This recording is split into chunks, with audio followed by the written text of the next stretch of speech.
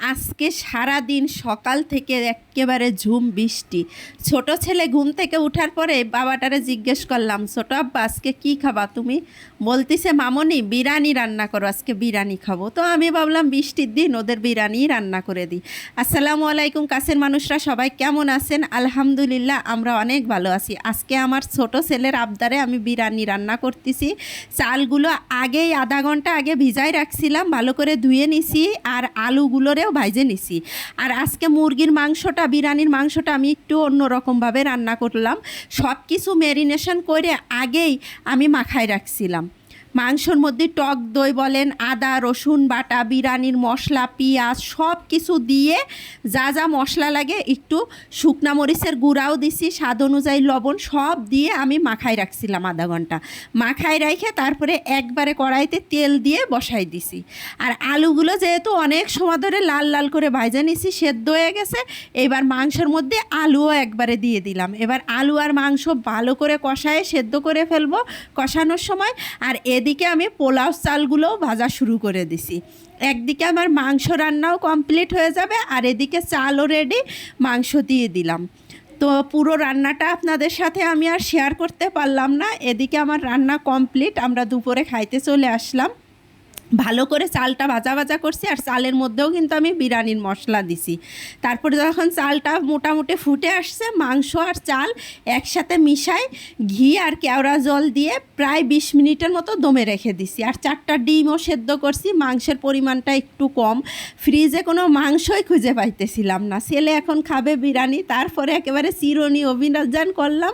করার পরে একটুখানি মুরগির মাংস পাইছি, তো ভাবলাম মাংসও দিই সাথে কয়েকটা ডিম দিয়ে দিই, তাহলে একেবারে খাইতে অনেক মজাও লাগবে। আর ছেলেরা ডিমও পছন্দ করে খুব, বড় ছেলেটা বিশেষ করে। তাই এটা আমার বড় আব্বার প্লেটটা গুছাইলাম, ডিম দিছি, মাংস দিছি, আর তার জন্য আলাদাভাবে বেরেস্তা করছি। সে বেরেস্তা পছন্দ করে, ছোটোজন আবার বেরেস্তা একদম পছন্দ করে না। এইবার আমার ছোটো বাবাটার প্লেটে উঠাচ্ছি। আমার ছোটো বাবা পাশের থেকে আমারে বলতিছে, মামনি আমার জন্য কিন্তু সব আলু নিবা, মাংস কিন্তু নিবা না। আমি বলি আচ্ছা বাবা, তোমার জন্যই আলু। আর আমি একটু আলু বেশি করেই দিছি, যেহেতু আমার ছোটো ছেলে বিরিয়ানিটা খুব পছন্দ করে। বিরিয়ানি বলতে কি, বিরিয়ানি মাংস যাই বলেন, ওর মাংস আর বিরিয়ানি পছন্দ, মুরগির মাংস। তো মাংসটা খাবেন, ওই আলুটাই হলো ওর বেশি পছন্দ। সেজন্য দেখেন এক পিস মাংস নিয়েছি, তাও বলতেছে যে সরাও সরাও। তো আমি সাইড করে রেখে দিছি। আর এই আলুটা দিয়ে, আর ডিমও খাবে না, তারপরেও আমি একটু জোর করে একটু খাওয়াইছি। তার আলু হইলেই হয়েছে, আর কিচ্ছু লাগবে না। আমার ছোটো বাবাটার খাওয়া হওয়ার পরে ওই প্লেটেই আমি খেতে বসে গেলাম।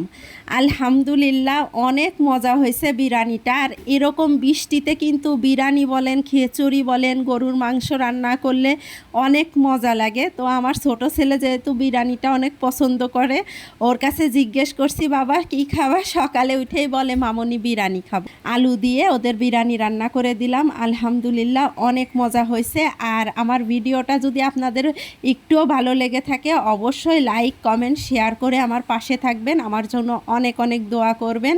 আমার ছোট ছেলেটা ঝাল খেতে পারে না, তো এর জন্য বিরিয়ানিতে একটু ঝাল কমই দিই আমি। আর আমি এদিকে কাঁচামরিচ ভেঙে খাচ্ছি, সাথে শশা নিছি। মাশাল্লাহ অনেক মজা করে খাইলাম, অনেক ভালো লাগলো। আল্লাহর কাছে অশেষ শুকরিয়া। আর বিকালে আমার ছেলেদের জন্য সেমাই রান্না করছি। ওরা সেমাই, লাচ্ছা সেমাইটা খুবই পছন্দ করে। তো সন্ধ্যার নাস্তায় ওদের সেমাই রান্না করে দিলাম।